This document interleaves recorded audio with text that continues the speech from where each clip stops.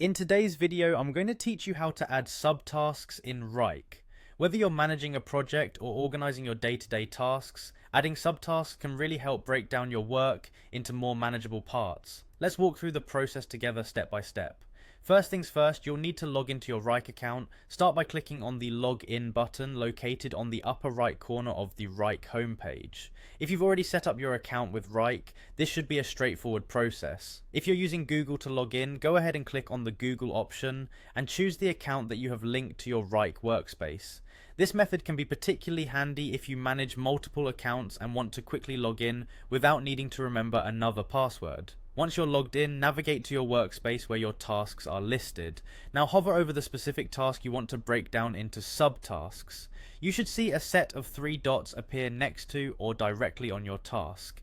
This is typically known as the More Options menu. Clicking on these 3 dots will present you with a series of options related to your task. From this menu, you'll need to choose the Add Sub Item option. This feature allows you to create a new task that is hierarchically a part of your main task. Think of it as a child task under the parent task, which helps in keeping related tasks well organized and easy to track.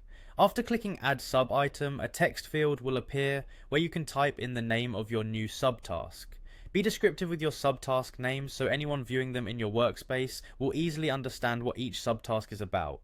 This is especially beneficial if you're collaborating with others or if you plan to come back to the project after some time.